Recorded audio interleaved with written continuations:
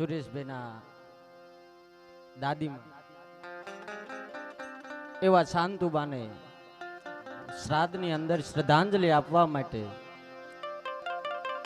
રૂડી સંતવાણીનું આયોજન થયું છે. ત્યારે પરમ કૃપાળુ પરમાત્મા કે હે પ્રભુ, સદગત આત્માને અમે જે પણ અહીંયા કાલાવાલા કરીએ, જે આવડે એ આત્માને સદગતિ આપજે, મોક્ષ આપજે.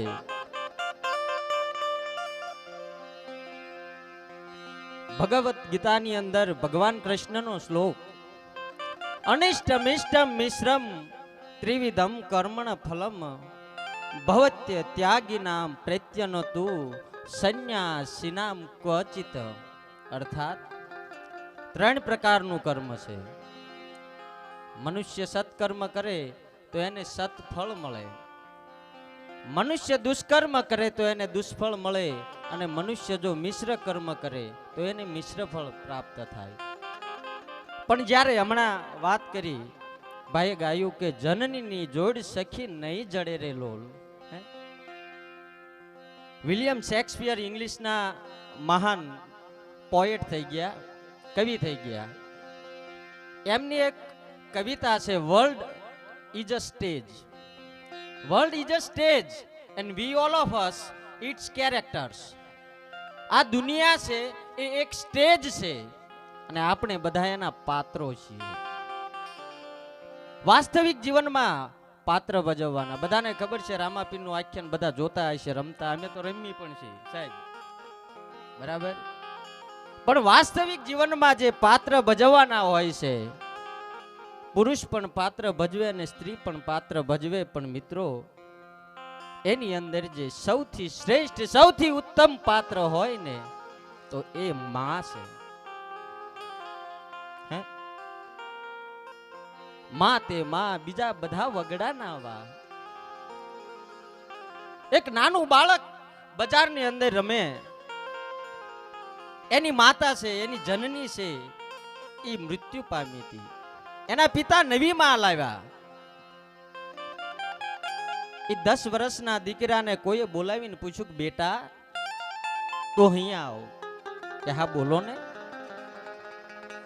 કે બેટા એક પ્રશ્નનો જવાબ આપ. કે બોલો ભાઈ. કે તારી જૂની માં અને નવી માં ફેર શું છે? મિત્રો એ 10 વર્ષનું બાળક તેથી બોલ્યું કે મારી જે જૂની માં હતી ને એ ખોટા બોલી હતી, મારી જનની હતી એ ખોટા બોલી હતી, અને મારી નવી માં છે ને એ સાચા બોલી છે. પેલા ભાઈના નીચેથી જમીન સરકી ગઈ. હે કે શું વાત કરે છે? કે તારી જૂની માં, તારી જનની, જેને તને 9 મહિના પેટમાં રાખી તને જન્મ આપ્યો, એ તારી જનેતાને તું ખોટા બોલી કહેશ? કે હા એ ખોટા બોલી હતી. તો કે બેટા કઈ રીતે? ભાઈ મારી જનની હતી, જે જૂની માં હતી, જે મૃત્યુ પામી ને, હું તોફાન કરતો, મારી બેનને મારતો ને ત્યારે મને એ સજા કરતી અને હું રિહાઈને બજારે જતો રહેતો, અને મને એમ કહેતી જા ચાલ્યો જા, હું તને ખાવાનું નથી આપવાની, અને હું રિસાઈને બજારમાં જતો રહેતો, ગામમાં જતો રહેતો, અને સાંજ પડે જમવાનો સમય થાય કે મારી માં જનની, એ જગત જનની મને બજારની ઊભી બજારમાં દોટ મૂકે કે મારા દીકરાને કોઈએ જોયો, મારા લાલને કોઈએ જોયો. ગોતી ગોતી હું રમતો હોય ત્યાં આવે, ચાલ બેટા ઘરે ચાલ, જમવાનું થઈ ગયું છે. માથે હાથ પહેરી મને કાખમાં બેસાડી ઘરે લઈ જઈ, પોતાના ખોળામાં બેસીને પોતાના હાથે કોળિયા મને મોઢામાં દે. આ મારી જનેતા હતી, જનની હતી. હે કે મને પહેલા કીધું કે હું તને ખાવું નહીં આપું, જા જતો રે, હું તને જમવાનું નહીં આપું. અને ગોતી ગોતી મને આવે, પણ મારી નવી માં એ આયા પછી હું તોફાન કરું, મને કે જા તને જમવાનું નહીં આપું. ભાઈ મને 3 દિવસ સુધી જમવાનું નથી આપતી. એટલે કવિ બોટાદ કરે કહ્યું કે જનની ની જોડ સખી નહીં જડે લો આજ મીઠા મધુ ને મીઠા મેં હુલારેલો મીઠા મધુ ને મીઠા મેં હુલા પણ આગળ કવિ શું કે પણ એથી મીઠી સે મોરી માત રે જનની ની જોડ સખી નહીં મળે રે લોલ હો મારી જનની ની જોડ સખી નહીં જડે રે લોલ માં એ માં છે ને બીજા બધા વગડાના વા અને એવું ને એવું એક જો બીજું પાત્ર હોય તો એ દીકરી છે બાપ ગમે એવો હોય મરદ ક્યારેય પુરુષ ક્યારેય રડતો સારો ન લાગે લક્ષ્મણભાઈ પુરુષ ક્યારેય રડતો સારો ન લાગે પણ જ્યારે દીકરીની વિદાય થતી હોય ને ત્યારે મુશી ઉપર લીંબુ લટકતા હોય પણ એ બાપ રડતો રૂડો લાગે છે દીકરીની વિદાય થાય તારે બાપની વેદના શું કહેતી હોય કે કાળજા કેરો કટકો મારો આજ ગાંઠથી છૂટી ગયો કાળજા કેરો કટકો મારો આજ ગાંઠથી છૂટી ગયો મમતા રૂએ જેમ વેલું માં મમતા રૂએ જેમ વેલું માં વીરડો સુકાઈ ગયો કાળજા કેરો કટકો મારો આજ ગાંઠથી છૂટી ગયો કાળજા કેરો કટકો મારો એક પિતાનું મૃત્યુ થાય અને એના 4 દીકરા પિતામી પાલખીને લઈ એની નનામીને લઈ બજારની અંદર ચાલ્યા જાય છે આખા ગામના લોકો એની અંતિમ ક્રિયામાં ભાગ લીધો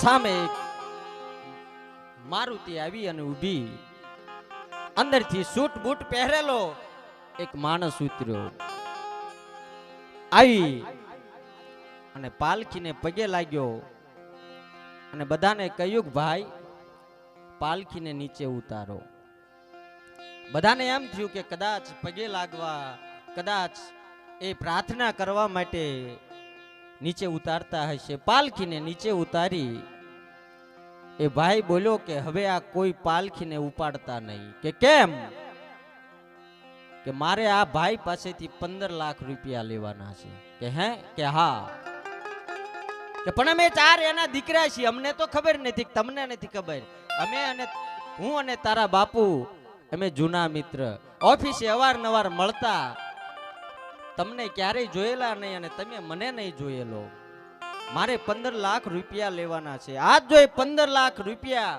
તમારા 4 દીકરામાંથી કોઈ કબૂલે તો તમારા પિતાની નનામી હું અહીંથી ઉપાડવા દઈશ નહીતર હું આ તમારા પિતાની નનામી ઉપાડવા નહીં દઉં વિચાર કરો ગામની વચ્ચે ચોરે ઈ પિતાની નનામી પડી છે અને ગામના લોકો પછી શું કરે તમને ખબર જ છે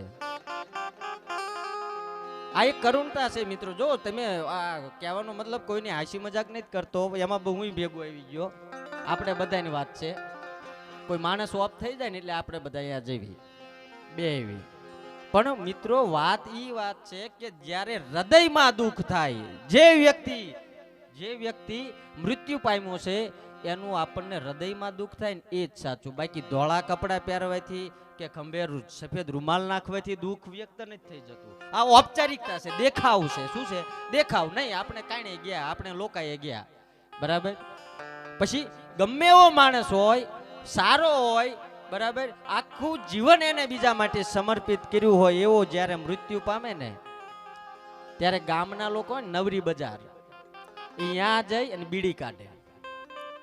એટલે બાકસ છે તા ઓલો કે નથી, ઓલા કે બાકસ છે તક નથી. ઓલાનો અગ્નિ જે પ્રજ્વલિત હોય ને, અગ્નિ સંસ્કાર હોય ને, ઈમાં બીડી અડાડે. લે તારે લે, એમાં જ બીડી હળગાવીને તે ફૂફાડા મારે. અને આ જોજો ખાસિયત છે તમે. અને કદાચ એમાંનો મેં તો જોયેલું છે, એમાં કદાચ હળગાવે ને તો બીડીઓ હળગાવે ને માવા, મારી જેવા માવાને બંધાણીઓની માવા સોળ છે શમશાને જઈને. બરાબર, આ આપણી કરુણતાની વાત છે. હું પણ ભેગો છું મિત્રો. કોઈ પણ ગામનો હોય કે પરગામનો હોય, નનામી સામે આવતી હોય ને એટલે એને માન સન્માન મળવું જોઈએ. એટલે પિતાની નનામી ત્યાં ઉતારી છે. ગામના બધા આડાવાળા બેહી ગયા પેડલિયા. આપણે શું કે કેટલું લેણું કર્યું છે, 15 લાખ રૂપિયા બાકી છે કે આ વાત કેટલા છે કોને ખબર. કે ગામના વાતું કરે. 4 દીકરામાંથી કોઈ પણ દીકરો તૈયાર થતો નથી. 4 ઊભા છે. ધીમે ધીમે ધીમે ધીમે વાત ઘરે એની દીકરી સુધી પહોંચી. 15 દિવસ પહેલા સાસરિયામાંથી દીકરી આવેલી કે મારા પપ્પાની તબિયત સારી નથી. દુનિયાના તમામ સંબંધો છે ને એક વધારે ઓછો સ્વાર્થ રહેલો છે, પણ એક પિતા અને દીકરીનો એવો સંબંધ છે કે જેમાં કોઈ પણ સ્વાર્થ નથી. ઊંડે ઊંડે ગમે એટલું જાવ, નિસ્વાર્થ પ્રેમ હોય ને તો એક પિતા અને દીકરીનો છે. દીકરીને વાત મળી કે મારા પિતાજીની નનામી ગામ વચ્ચે પડી છે, કોઈના 15 લાખ રૂપિયા બાકી છે એ દેવાના છે. દીકરી ધીમે ધીમે ધીમે ડગલા ભરતી ઘરમાં ગઈ. તિજોરી ખોલી, એમાં એના ઘરેણા પડ્યા હતા. એક પોટલીમાં બાંધી અને ગડગડતી દોડ મૂકી અને ત્યાં આવીને કીધું કાકા. ઘરેણાની પોટલી એ જે ભાઈ હતો એના પગમાં મૂકીને પગે લાગીને કીધું કાકા તમારા કેટલા રૂપિયા બાકી છે મને નથી ખબર, પણ આજ મારા પિતાની પાલખી તમે અહીંયા ઉતરાવી છે. આ પોટલીમાં મારા ઘરેણા છે ને એ બધા ઘરેણા મેં કાકા ઉતારીને આપી દીધા છે. તમારા જે થતા હોય એ લઈ લો, પણ મારા પિતાજીની નનામીને અહીંયા રોકશો નહીં. સમર્પણનું પાત્ર છે દીકરી, ત્યાગનું પાત્ર, બલિદાનનું પાત્ર એ દીકરી છે. ઉભેલો માણસ આંખમાંથી ટપ ટપ ટપ ટપ આહુડાની ધાર થવા લાગી. બાપ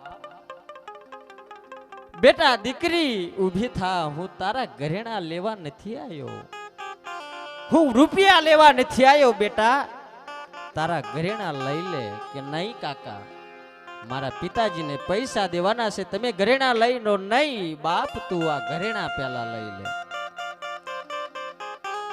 ઈ ભાઈ ઘરેણાની પોટલી દીકરીના હાથમાં આપી ને એટલું કીધું કે બેટા ધન્ય છે જેને તારા જેવી દીકરી મળી, એવો મારો મિત્ર ધન્ય છે. બેટા મારે કોઈ તારા બાપ પાસેથી પૈસા નથી લેવાના, પણ મારે એને 15 લાખ રૂપિયા દેવાના છે. હે કે હા, મારે 15 લાખ દેવાના છે. પણ હું જાણવા માંગતો તો કે આ જે 4 દીકરા છે, આ 4 તારા ભયું છે ને, એમાંથી કોણ બાપનું નામ રાખે છે જોવા માંગતો તો. હે કે કોણ 15 લાખ કબૂલે છે ને પોતાની પિતાની નનામીને ઊંચી કરે છે. પણ બેટા આ 4 માંથી એકય કબૂલ્યું નહીં, અને આજ તે ઘરેણાની પોટલી આપી. બેટા આ 15 લાખ રૂપિયાની હકદાર તું શું, આ 4 માંથી એકય નહીં. અને તેદી એ વ્યક્તિએ 15 લાખ રૂપિયાનો ચેક એ દીકરીના હાથમાં આપ્યો હતો. દીકરી જ્યારે પરણીને સાસરે જાય ને ત્યારે આપણને ખબર છે કે 12 હાખે થાપા દે. થાપા કોઈ ઔપચારિકતા નથી, એની અંદર રહસ્ય છે, તર્ક છે. કે શું કે ખબર છે કે નીતિ નિયમો નવા રૂલ્સ પ્રમાણે બધાને ખબર જ છે કે જેટલો દીકરાનો હક છે એટલો જ દીકરીનો હક છે. પણ વિચાર કરજો મિત્રો કે જ્યારે પરણીને સાસરે જાય ને ત્યારે ફક્ત અંગૂઠો નહીં, 5 આંગળી નહીં, પણ મારો આખો પંજો ભૈલા હું 12 હાકે આપીને જઉં છું, તારી સંપત્તિમાંથી મારે રૂપિયો ન જોવી. હે બાપ, આ બલિદાન, આ ત્યાગ, આ સમર્પણની વાત આ દીકરી છે.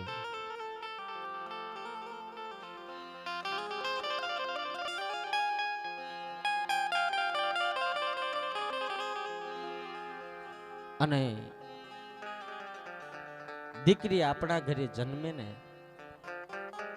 હકીકત તો મિત્રો આપણો દેશ ભારત દેશ મહાન કહેવાય છે, મહાન છે દેશ.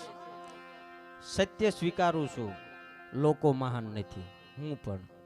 કારણ જે દેશ મહાન હોય ને ત્યાં દીકરીને દૂધ પીતી ન કરવામાં આવે, ત્યાં દવાખાનામાં તપાસ કરાવવામાં ન આવે કે જો દીકરો છે કે દીકરી છે. આ દેશ મહાન કહેવાય, એના દેશના લોકો મહાન કહેવાય. દેશ મહાન છે 100%, 1000%. પણ કરુણતાની વાત છે કે આપણી વિચારધારા છે એ મહાન નથી, લઘુતા ગ્રંથિ નહીં. મારે દીકરો જોવી, મારે દીકરો જોવી છે, દીકરી નહીં. વિચાર કરો કે ભારત સરકારને દીકરી બચાવો અભિયાન શરૂ કરવું પડે. ટીનાભાઈ, દીકરી બચાવો અભિયાન શરૂ કરવું પડે. શા માટે? એના માટે આપણે જવાબદાર છીએ. દીકરો કઈ કમ નથી. ક્યારેક એવું થાય કે સાહેબ કે બોલ્યું એક દીકરી વાલનો દરિયો, તો દીકરા ઉભા થઈને કે અમે હું લોખંડના હરિયા? દીકરી વાલનો દરિયો એક જ તે, તો એમ શું છે? પણ દીકરો છે એક ઘર ઉજાળે અને દીકરી છે ને એ 2 ઘર ઉજાળે. એક પોતાના બાપનું અને જ્યાં પરણીને જાય ને ત્યાં. દીકરા, મને મારો ખુદનો અનુભવ છે. ભણવા ગયો, 5 વર્ષ હોસ્ટેલમાં રહેવું પડ્યું ને તોય ગમતું નહોતું. 15 દીએ ઘર ભેગો થતો આંટો મારવા રવિવારે, ખોટું બોલીને. કેટલી વખત મેં મારા દાદીમાને એક્સપાયર કરી દીધા. સાહેબને કહો દાદીમા એક્સપાયર થઈ ગયા, તક જાઓ. પછી કે દાદા એક્સપાયર થઈ ગયા, તક જાઓ. ખોટું બોલીને રજાયું લઈને આયા. વિચાર કરો મિત્ર કે 18 વર્ષ કે 20 વર્ષ કે 25 વર્ષની દીકરી થાય પછી કાયમ માટે એને બીજાના અજાણ્યા ઘરે જઈ અને જીવન વિતાવવાનું છે. એને કેમ ગમતું હશે? એને કેમ ગમે? જો કે નાના મોટે મોટી વાત કરું, પણ જ્યારે મિત્રો એક વસ્તુ ધ્યાન રાખજો કે બીજાના દીકરીને આપણા ઘરે વહુ બનીને આવીને એને પણ હેરાન કરવામાં ધ્યાન રાખજો. કારણ કે આપણી દીકરી પણ બીજાના ઘરે છે. શું લઈને આવી એ ક્યારેય ધ્યાનમાં ન લેશો, શું મૂકીને આવી એ ધ્યાનમાં લો. અબજો રૂપિયા, કરોડો રૂપિયાનો કદાચ 4 વ્હીલ ગાડી કે આમ તેમ ઘણા કરિયાવર માટે આમ તેમ ઝઘડા થતા હોય, કરિયાવર માટે ક્યારેક આપઘાત થતા હોય દીકરીઓના. ક્યારેય દહેજ માટે ક્યારેય એવું ન કરશો. કારણ કે એ મૂકીને શું આવી? જેને જન્મ આપ્યો છે એવી માં જનની, જેને આંગળી પકડીને દુનિયા બતાવી એવા બાપને, અને જેના કાંડા રક્ષાબંધનના દિવસે જેને રાખડી બાંધી એવા ભાઈને મૂકીને આવી છે. એટલું ધ્યાન રાખજો. એની સરખામણીમાં દુનિયાની કોઈ પણ ભૌતિક વસ્તુઓ ન આવે. અને એવો એક પ્રસંગ મારે કહેવો છે. રજવાડાની વાત. દરબારે હુકમ ફરમાયું રાજાએ કે મારી ડેલી પાસેથી કોઈ પણ વ્યક્તિ મુશે તાહ ન દેવો જોઈએ. મુશે તા દે તો ખોખારો ન ખાવો જોઈએ. અને જો મુશે તા દે ને ખોખારો ખાય તો એને 10 આના અહીંયા દંડ ભરવો પડશે. તમને ખબર છે 10 આના એટલે એ વખતે 10,000 રૂપિયા. એ જમાનાના દાદાને ખબર છે. એટલે 10 આના દંડ ભરવો પડશે. એમાં દાનસંગ નામનો કારડિયા રાજપૂત દરરોજ ડેલીએથી નીકળે, ખોખારો ખાય, મુશે તા દે અને 10 આના રૂપિયા ત્યાં ભરી દે. બીજા દિવસે નીકળે, બીજા દિવસે ખોખારો ખાય, મુશે તા દે, 10 આના દંડ ભરી દે, જતો રહે. રોજ આ રીતે ચાલતું રહ્યું. 15 દિવસ, મહિનો, 2 મહિના, 3 મહિના ચાલ્યો.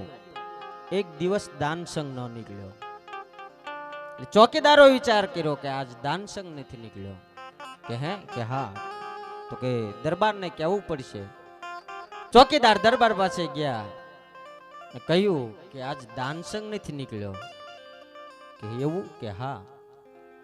રોજ ખોખારો ખાતો મુશે તા દેતો અને 10 આના દંડ ભરતો પણ આજ દાનસંગ નીકળ્યો નથી કે એવું કે હા. ફરમાન છૂટ્યું રાજાનું કે જાઓ દાનસંગ ગમે ત્યાંથી હોય રાજ દરબારમાં હાજર કરો. સૈનિકો ગયા દાનસંગ ને લાવ્યા. દાનસંગ રાજ દરબારમાં આવવો છે. બોલો દરબાર શું કામ પડ્યું કે દાનસંગ તું જ? હા દાનસંગ હું જ. તો કે કેમ દાનસંગ તારી પાસે સંપત્તિ ખૂટી રહી, તારી પાસે રૂપિયા ખૂટી રહ્યા કે ના દરબાર રૂપિયા નથી ખૂટ્યા ને સંપત્તિ પણ નથી ખૂટી કે તો દાનસંગ તારી મર્દાનગી ખૂટી જાય. તેથી દાનસંગે કીધું કે દરબાર મારું ખોળ્યું જેદી શમશાનમાં જાય ને તેથી મારી રાખમાં પણ મર્દાનગી હોય દરબાર. તો કે કેમ દાનસંગ તો કેમ મારી ડેલીએથી નથી નીકળતો ભલામણા? તારા ખોખારા ઉપર તારા મૂછના તા ઉપર હું 24 કલાક મારા મહેલમાં સૂતો તો કે દાનસંગ જેવો મરદ માણસ મારા રજવાડામાં છે ત્યાં સુધી કોઈની તાકાત નથી કે મારી બેન દીકરી ઉપર ઊંચી આંખ કરીને જોવે. હે પણ દાનસંગ તું આજ નીકળ્યો નથી કે દરબાર મારી સંપત્તિ પણ ખૂટી નથી અને મર્દાનગી પણ નથી ખૂટી પણ દરબાર આજ મારા ઘરે દીકરીનો જન્મ થયો છે કે હે કે હા મારે દીકરીનો જન્મ થયો છે. અને જેના ઘરે દીકરીનો જન્મ થાય ને કહેવાનો મતલબ દેખાવની વાત નથી પણ એને મન છે ને હંમેશા નિર્મળ ને કોમળ રાખવું, કઠોર ન થવું. નહીં દીકરી પ્રત્યેનો પ્રેમ 100%, 1000%, પણ નિર્મળ થઈને રહેવું. કારણ કે એ દીકરીની જ્યારે પરણાવીએ ત્યારે ક્યારેક પ્રેમની અંદર ઓલા થઈ અને આપણે ક્યાંક એનું અહિત નથી કરતા એનું ધ્યાન રાખવું. એટલે આ દાનસંગ છે એ પોતાના ઘરે દીકરી જન્મી એટલે મુશે તા અને ખોખારો દેવાનું બંધ કર્યું. એનું કારણ એવું અર્થઘટન ન કરતા કે દીકરી જન્મે એટલે આપણે શરમાવાનું થાય કે મર્દાનગી ઓછી થઈ જાય, નહીં. પણ દીકરી જન્મે ને જગદંબા જન્મે એટલે મન છે ને એ નિર્મળ થાય, કોમળ થાય, વટ ન હોય મનમાં. અને જેને દીકરી પ્રત્યે પ્રેમ હોય ને એ બાપને ક્યારેય વટ હોતો નથી. કદાચ સાસરીમાં દીકરીને દુઃખ પડતું હોય તો નાના છોકરાને પગમાં પડીને માફી માગશે કે મારી દીકરીની ભૂલ થઈ હોય તો મને માફ કરો. અમે મા બાપ એની માફી માંગીએ છીએ, મારી દીકરીને દુઃખી ન કરતા. અને આવી દીકરી અને આવી માતા જો જન્મતી હોય તો એ ભારત દેશ છે. રામાયણની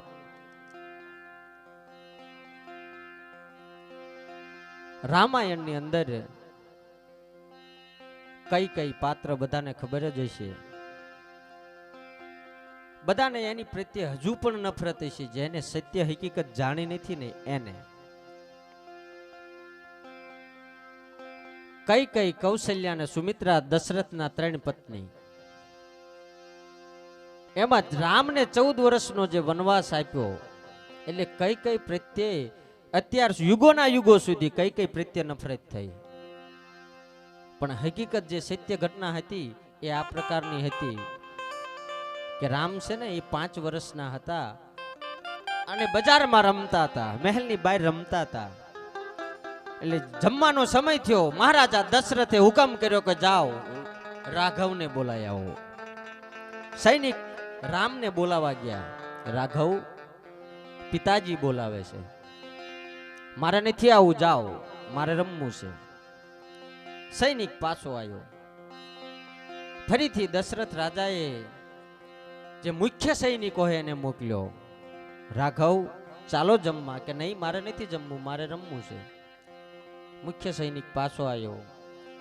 મહારાજા દશરથે એના પ્રધાનને મોકલ્યો કે જાઓ પ્રધાનજી રાઘવને બોલાવો. રાઘવ ચાલો, મારે નથી આવું, મારે રમવું છે. એકનો એક જવાબ રામ રટણ કરે. પ્રધાનજી પાછા ફર્યા. પછી દશરથની નજર કઈ કઈ તરફ ગઈ. એટલે કઈ કઈ ધીરા ધીરા ધીરા ધીરા ધીરા ડગલા ભરતા મહેલની બહાર જ્યા અને કહ્યું, બેટા રાઘવ, ચાલ બેટા, જમવા માટે આવ, તારા પિતા તારી રાહ જોવે છે.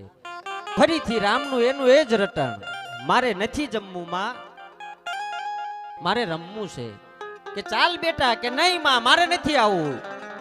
પિતાજીને તમે જમી લો. કે નહીં બેટા, તું નહીં આવી ને તો મારે પણ નથી જમવું, હું અહીંયા બેઠી છું. અને તેદી રાઘવે ગડગડતી દોટ મૂકી અને કઈ કઈ ના ખોળામાં આવીને બેસી ગયો. કે માં ચાલો આપણે જમી લઈએ. જમી લીધું. જમીન પછી કઈ કઈને એટલું કીધું કે માં, તારા કહેવાયથી હું જમવા આવ્યો, પણ મારું એક કામ કરીશ. કે બેટા, હું તારી ભલે માં નથી, જનેતા નથી, તારી જનની કૌશલ્યા છે, પણ રામ છે ને એ કઈ કઈને વધારે વાલા હતા, અને રામને કઈ કઈ વધારે વાલા હતા, અને કઈ કઈને રામ વધારે વાલા હતા. કે બોલ બેટા, આજ તું મારો જીવ માગે ને તો જીવ કાઢીને આપી દઉં. કે નહીં માં, જીવ આપવો સહેલી વસ્તુ છે, જીવ આપવો બહુ સહેલી વસ્તુ છે, એવું કામ મારે તમારે કરાવવાનું છે. કે બોલ બેટા, શું કામ છે? પેલા મને વચન આપો. કે જા બેટા, મારું વચન છે કે માં, તમારે મારા પિતાજી પાસે 2 વરદાન માંગવાના છે. કે હા બેટા.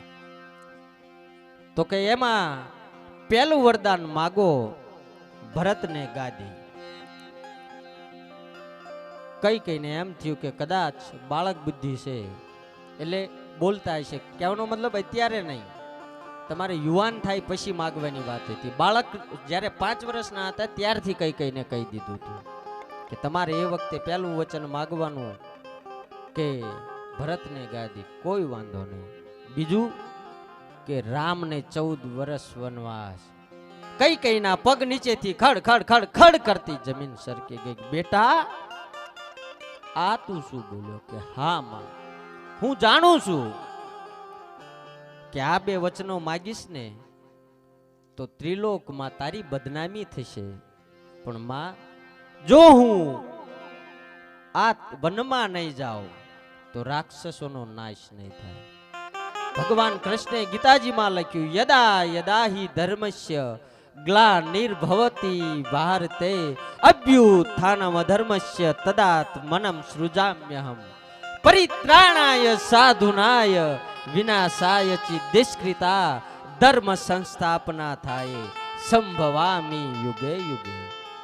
જે યુગમાં ધર્મનો ફેલાવો થાય ત્યારે પરમ કૃપાળુ પરમાત્મા અવતાર ધારણ કરી અને અધર્મનો નાશ કરી ધર્મની સ્થાપના કરે છે. કે જે માટે મેં જન્મ ધારણ કર્યો છે એ કાર્ય મારું પૂરું નહીં થાય માં, તો એના માટે નિમિત્ત તારે બનવું પડશે. અને એ ભારે હૈયે કઈ કઈ સ્વીકાર્યું કે કોઈ વાંધો નહીં રાઘવ, આજ મારે જો બદનામી જો સહન કરવી પડે તો તારા માટે કરીશ. અને બધાને ખબર છે કે 2 વરદાન માગી રામને વનવાસમાં મોકલ્યા. ભરત મામાના ઘરેથી પાછા ફર્યા. કઈ કઈને કોઈ વાતે માફ કરવા તૈયાર નહોતા, પણ આ વાત છે ને સુમંતજીને ખબર હતી. અને એ સુમંતજીએ ભરતને કહી કે ભરત, તારી માતાને તું ઓળખવામાં ભૂલ કરેશ. કે ના સુમંતજી. અને આવો જો રામાયણની અંદરથી ફિલ્મો હોય, ફિલ્મોની અંદરથી 2 વસ્તુ હોય. લક્ષ્મણભાઈ, સારી અને નરસિંહ. શું ગયા? શું સારી અને નરસિંહ બંને હીરો અને વિલન. આપણે માનીએ બધા ફિલ્મમાં હીરો હોય છે, હીરો છે ને એ હાવ હખુડી મખુડી હોય, વિલન છે ને ડેન્જર હોય. છતાંય હીરો છે ને એ વિલન ને મારી નાખે. એટલે આપણે એમ કહેવી કે ભાઈ આ તો કેવું ફિલ્મ ખોટું, ફિલ્મ ખોટું છે. હવે આવા હીરો થઈને હવે હખુડે મખુડે ઓલા વિલન ને આવો ડેન્જર છે, હાથમાં મશીન ગન હોય તો મારી નાખે. પણ ઈ છે ને અતિશયોક્તિ એટલા માટે બતાવે કે સત્યમેવ જયતે. હીરો ગમે, તમે ગમે એવા માણસ છો, ગમે એવા છો, તમારામાં શક્તિ નથી, માનસિક રીતે મજબૂત છો, માનસિક રીતે સત્યને પકડો તો અવશ્ય તમારી જીત થશે. તમે ગમે એવા શક્તિશાળી હોય પણ જો અસત્યના માર્ગે ચાલ્યા તો વિનાશ છે. જેમ કે રાવણ હરણ્યાકશ્યપ અમર થવાની કોશિશ કરી. સિકંદર છે ને એ દુનિયા 80% એ દુનિયા જીતી લીધી. અને કોઈએ કીધું કે પેલી ગુફાની અંદર અમૃત છે, એટલે સિકંદર છે ને એ ગુફા તરફ પ્રયાણ કર્યા સૈનિકો સાથે. સૈનિકોને બહાર ઉભા રાખ્યા. સિકંદર ગુફાની અંદર ગયો. અંદર સરોવર હતું અને એની અંદર અમૃત હતું. પણ એ પહેલા અંદર ગુફામાંથી એક અવાજ આવ્યો કે પીતો નહીં, પીતો નહીં, પીતો નહીં. સિકંદર આશ્ચર્યચકિત થઈ ગયો કે આ શું, ક્યાંથી અવાજ આવે છે? ગુફાની અંદર ગયો. અંદર ગયો ને એટલે જોઈ સિકંદર જેને 80% વિશ્વ 80% દુનિયાને જીતી લીધી હતી, એ સિકંદર એ વ્યક્તિને જ્યારે જોયો ને ત્યારે અવળું ફરી ગયો. એવો ડરાવનો ચહેરો, એવો ડરાવનો વ્યક્તિ એની સામે બેઠો હતો. આંખો દેખાતી નથી, હાથ પગ કામ કરતા નથી, પરવું વહે છે, દુર્ગંધ મારે છે. સિકંદરે પૂછ્યું તમે કોણ છો? કે અમૃતનો પીનારો હું પોતે છું. અમૃતનો પીનારો હું પોતે છું. અમૃત પીધું પણ મારું શરીર અમર થઈ ગયું. તમે જુઓ, દરેક અવતાર ભગવાને લીધા પણ એનો જ્યારે સમય આવ્યો ત્યારે એનો નિર્વાણ પણ હોય. જેનું નામ છે એનો નાશ છે. શરીર પંચ તત્વોનું બનેલું છે, પંચ તત્વોમાં જ મળવાનું છે. 100 વર્ષની ઉંમર હોય, તમે અમૃત પીધું હોય ને અમર થઈ ગયા હોય તો કઈ આંખ્યું ને એ બધું એવું ને એવું તેજ નો રહે, કે શરીરના આખું શરીર છે એવું ને એવું નો રહે. એનો નાશ તો થવાનો જ. ધીમે ધીમે બધી ઇન્દ્રિયો કામ કરતી બંધ થવાની જ. એમાં આ વ્યક્તિની બધી ઇન્દ્રિયો કામ કરતી બંધ થઈ ગઈ. અત્યારે હું ભગવાન પાસે એક જ પ્રાર્થના કરું છું કે હે પ્રભુ, મને મોત આપ, મને મોત આપ, મને મોત આપ. પણ આ દીનોનાથ છે ને એને પણ મારી ઉપર દયા નથી આવતી કે હું આટલો દર્દનાક તડપું છું, મને મોત પણ નથી આપતો. કારણ કે એ અમૃત મેં પીધું છે, હું અમર થઈ ગયો છું. અને તે દિવસે ને સિકંદરના ખડ ખડ ખડ ખડ ખડ કરતા શરીરના એકે એક રૂવાડા ઊભા થઈ ગયા. અને સિકંદર ત્યાંથી પાછો ફરી ગયો કે નહીં, મારે અમૃત નથી પીવું. હરણ્યા કશ્યપે કીધું નહીં ઉપર નહીં નીચે નહીં અંદર નહીં બહાર, નહીં અસ્ત્ર નહીં શસ્ત્ર, નહીં દેવ નહીં દાનવ માનવ, છતાં પણ એનું મૃત્યુ થયું. રાવણ નવગ્રહને ઢોલીએ બાંધીને જે પવન પાસે પાણી ભરાવે એવો શક્તિશાળી પુરુષ ત્રેતા યુગનો, એને પણ રામના બાવ અને નાભીની અંદર અમર કૂપો, એને પણ રામના તીરથી મરવું પડ્યું હતું. અને હકીકતમાં રાવણને વાત આવી એટલે કહી દઉં, 5 વર્ષની ઉંમરે ભગવાને માર્યો છે ટીનાભાઈ.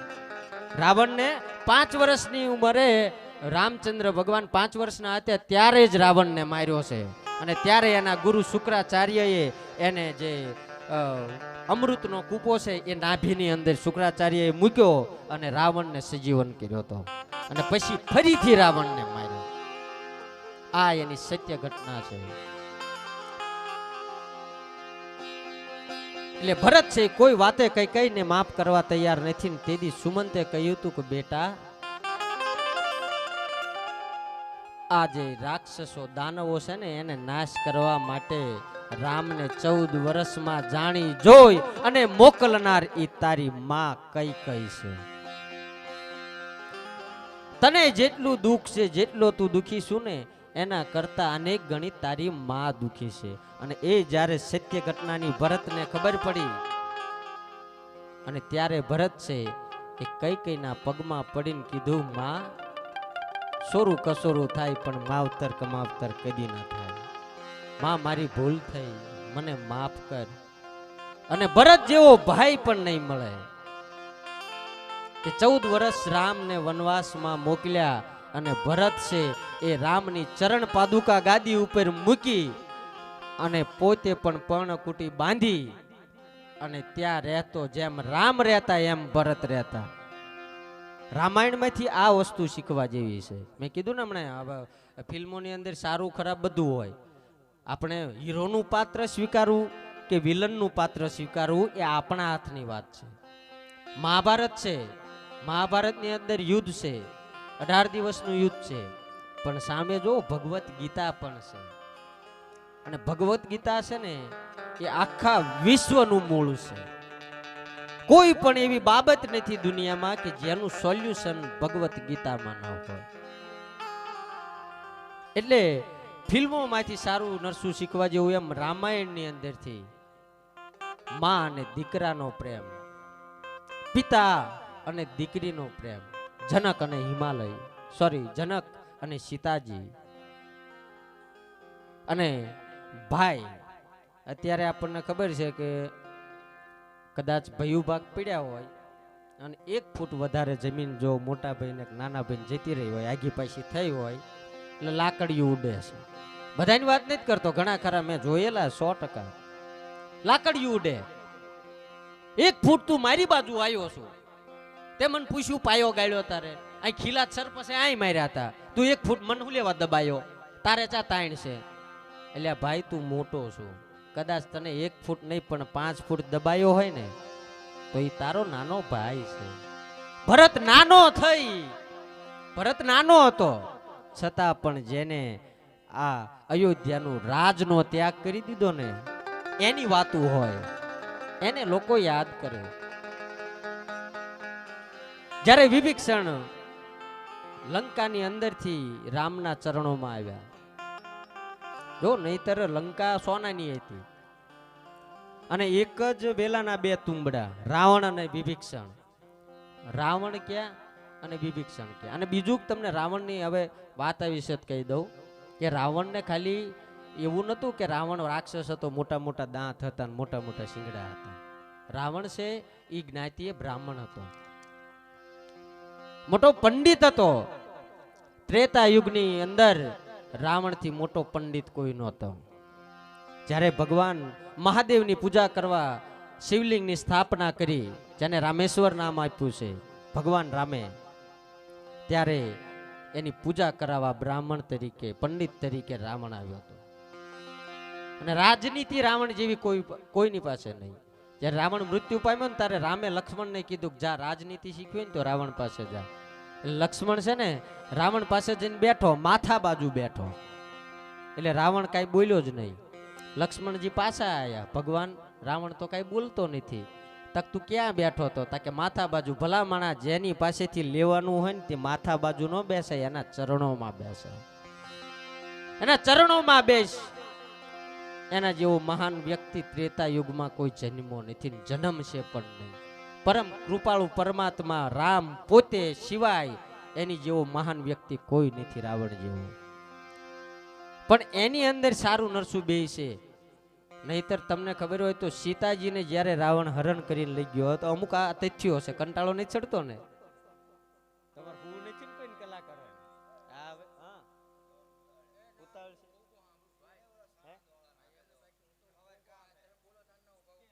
હાલો 2 મિનિટમાં પૂરું કરી દો.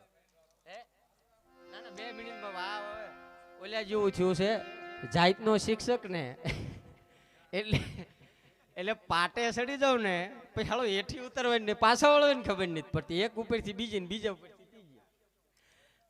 હવે ચા હતો ભાઈ, યાદ અપાવો હવે પાછા.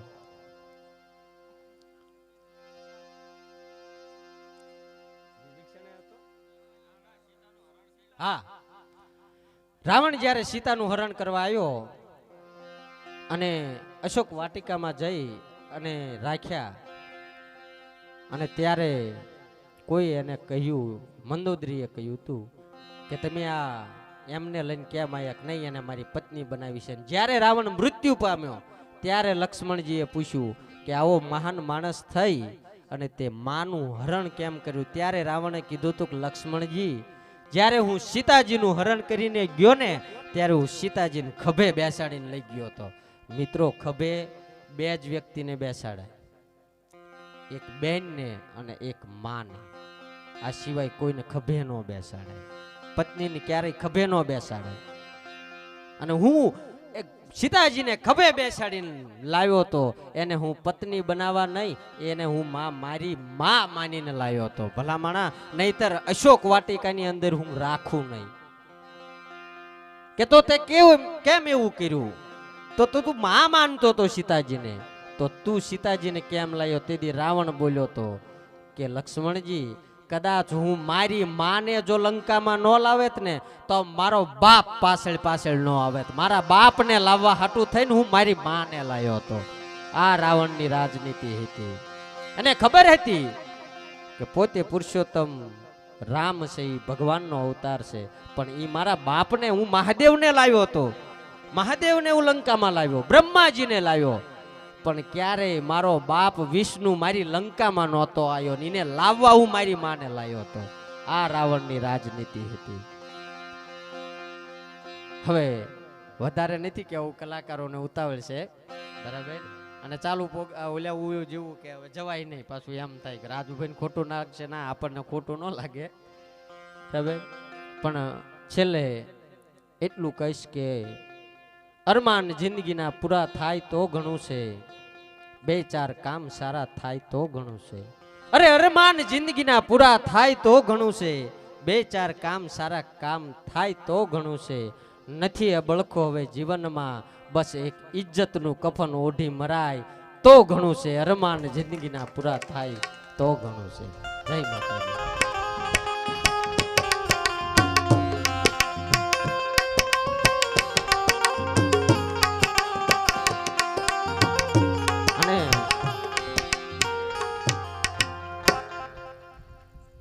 મેન જે આ